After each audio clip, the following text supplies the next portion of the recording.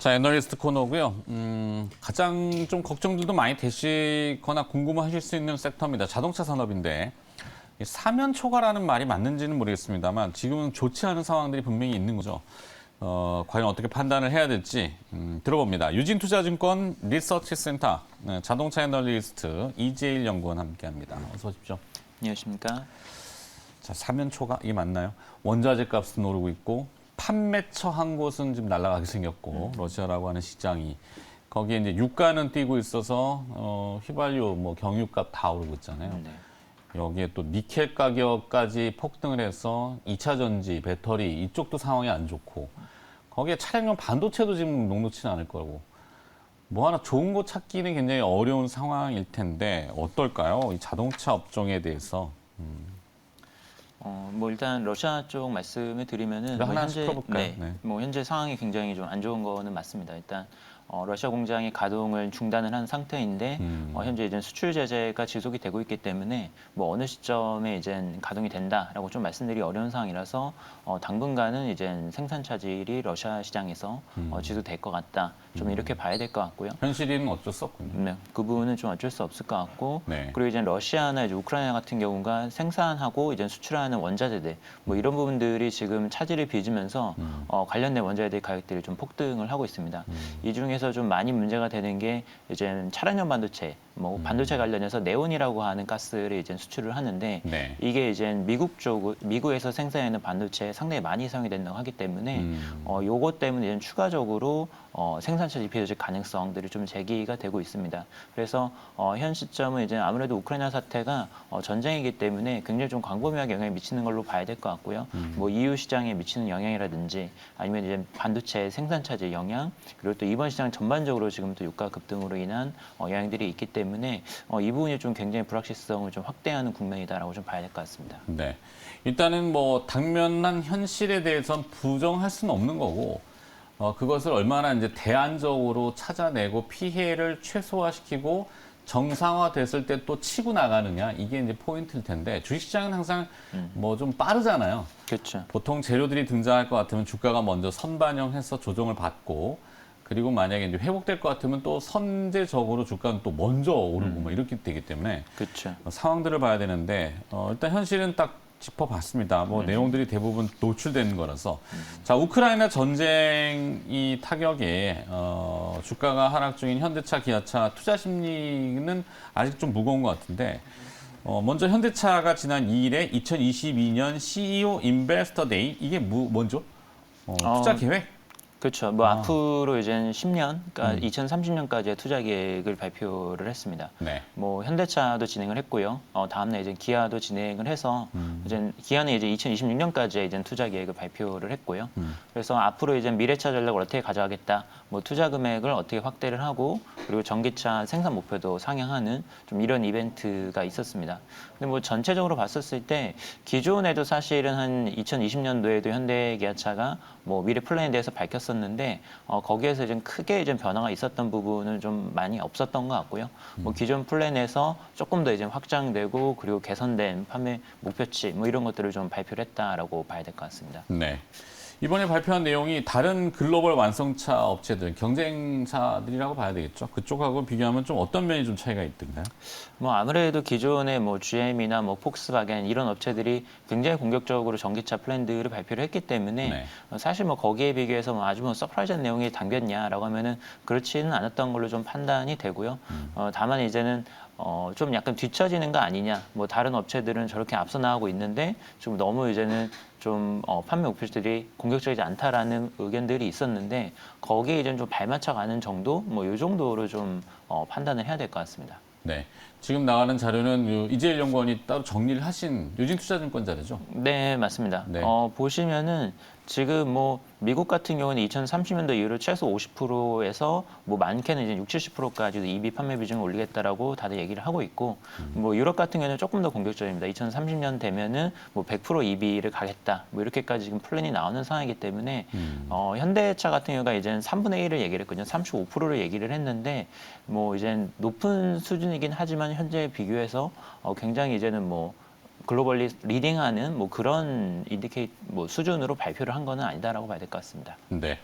자, 기아차 역시 2026년도에는 시가총액 100조 원 비전을 목표로 발표를 했는데 자세한 어떤 내용 좀 분석해 주시면요. 기아도 이제 기본적으로 현대차랑 비슷한 내용이다라고 볼 수 있고요. EV를 중심으로 해서 전체적인 사업 포트폴리오를 변환을 하고 그리고 수익성을 강화를 해서 2026년에 되면은 영업이익 10조 그리고 장기적으로 이제는 영업이익률 10%를 달성하겠다라고 이제 발표를 한 바 있습니다.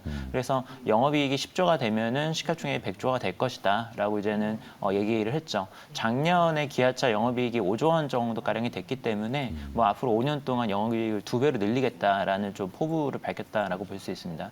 좀 긍정적으로 보는 부분은 일단 기아차가 전기차 쪽에 굉장히 좀 포커스를 맞춰서 이제 차량 라인업이나 경쟁력에 대해서 좀 잘 설명을 한 걸로 좀 판단이 되고요. 네. 그리고 이제 PBB 사업에 대해서도 좀 앞으로 좀 구체적으로 어떤 식으로 PBB 사업을 쌓아 나가겠다 뭐 이런 부분들을 공개를 했기 때문에 그 부분 좀 상당히 긍정적으로 평가를 하고 있습니다.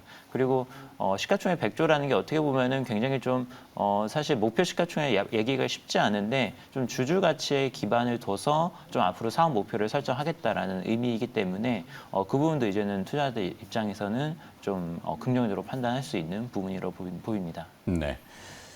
자, 2월 달에는 사실 조업 일수도 좀 적고 뭐 저희 또 설 특수가 있었기 때문에 뭐 그긴 한데 판매 실적은 현대기아차가 좀 어땠습니까? 2월 판매 실적은 나쁘지 않았습니다. 2월 달 들어가지고 작년 이제는 하반기부터 올해 1월 달까지 계속해서 마이너스를 기록을 하다가 2월 들어서면서부터 현대차랑 기아차 판매가 이제 플러스로 전환을 했습니다.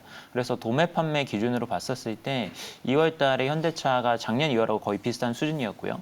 기아가 이제는 한 5% 정도 이제 상승을 했습니다. 그래서 양사 모두 조금씩 개선되는 모습들이 나타나고 있기는 한데, 근데 문제는 이제 3월 달부터가 될 것 같은데요. 3월부터가 이제 우크라이나 사태가 본격적으로 이제 판매나 생산에 영향을 미치는 단계이기 때문에 아무래도 3월부터는 조금 부진한 어떤 그런 모습이 나타나지 않을까 이렇게 좀 판단이 됩니다. 자, 그러면 기업을 조금 하나 디테일하게 들여다봤으면 좋겠는데요. 사실 뭐 작금의 이런 외부적인 환경 변화만 없었다면은 그 현대기아 나아가는 방향에 대해서 명확한 포인트가 있었을 거고 거기 중심에 들어있는 기업들이 몇 가지가 있습니다.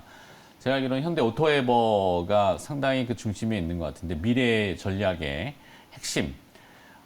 현대 오토에버도 이재일 연구원이 이 숨은 주역이다라고 리포트를 내셨군요. 어떤 내용이 포함되어 있는 거죠?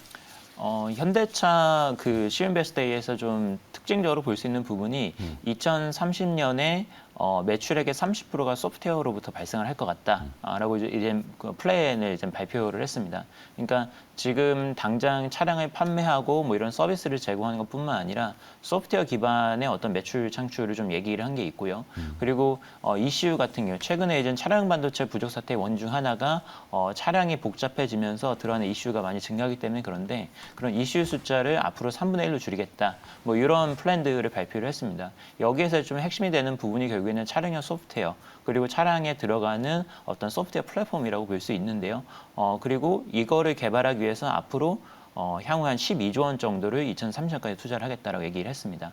현대차 그룹에서 이런 차량 소프트웨어를 서포트하는 역할을 하는 게 바로 현대 오토에버라고 볼 수 있고요. 현대 오토에버가 지금 매출이 발생하는 부분을 보게 되면은 뭐 여러 가지가 있지만 차량 소프트웨어 쪽이 굉장히 고속 성장을 하고 있습니다. 작년에도 뭐 20%대, 뭐 30% 정도 이제 매출액이 증가를 했고요. 올해도 이제 40% 이상 차량 소프트웨어 매출액이 증가를 할 걸로 이렇게 좀 기대가 되고 있습니다. 이 중에서도 이제 모빌진이라고 하는 차량용 소프트웨어 플랫폼을 지금 현대기아차 차량에 납품을 하고 있는데 네. 앞으로는 이제 모빌진 AD라고 하는 차세대 플랫폼이 또 이제 들어가기 때문에 그 부분에서 또 추가적인 성장 동력도 찾을 수 있을 걸로 기대를 하고 있습니다. 그리고 최근에 이제 우크라이나 사태가 굉장히 좀 많이 병목 현상을 빚고 있는데 사실 이제 소프트웨어 같은 경우에는 이런 외부 영향에서 좀 자유롭다라는 또 장점이 있기 때문에 현재와 같은 매크로 상황에서는 차량 소프트웨어 업체가 좀 유망할 수 있다 이렇게 좀 판단을 하고 있습니다. 자, 그렇다면 이 자동차주에 대한 투자 전략 그리고 또 혹시나 방어적이거나 아니면은 시장의 안정을 찾는다는 가정하에 최선호주를 피킹하신다면. 일단은 우크라이나 사태가 미치는 영향이 아직까지는 좀 100% 파악이 안 되는 걸로 좀 보입니다. 그래서 완성차 업체도 지금 얘기들을 하는 걸 들어보면은 현재 어느 정도까지는 데미지가 있을 걸로 예상이 되지만 구체적으로 이게 파급 효과가 어떻게 될지는 아직까지는 좀 불확실한 이런 상황이기 때문에 네. 우크라이나 사태를 둘러싼 불확실성은 아직까지 끝나지 않았다라고 좀 판단을 해야 될 것 같고요. 그래서 단기적으로는 조금 보수적인 좀 스탠스를 가질 필요가 있을 것 같고 이 상황에서 조금 비껴나는 종목들 아까 말씀드린 현대오토에버 같은 경우에도 차량 소프트웨어라는 좀 특이한 좀 외부 매크로 변수에 덜 영향을 받는 특징이 있다는 점 때문에 좀 유망하게 보고 있고요. 그리고 최근에 이제는 또 많이들 관심을 갖는 부분이 중고차 가격이 될 것 같습니다. 그러니까 하반기 때 만약에 예상된 생산 회복이 좀 약하게 일어난다고 한다면은 중고차 가격의 고공행진이 좀 계속될 수 있기 때문에 중고차 관련된 업체들도 좀 주가가 유망할 수 있다. 좀 이렇게 판단을 하고 있습니다. 네. 추가 질문 하나만 조금 여쭤볼게요. 테슬라하고 루시드 모터스의 주가도 지금 어렵잖아요. 네. 비단 뭐 우리나라 뭐 완성차 업체만 어려운 건 절대 아닌 것 같고, 예, 루시드 관련주 그래서 뭐 국내에서도 뭐 이렇게 언급이 좀 되는데, 네. 사실 뭐 직접 연관성이 좀 적은 편이겠죠.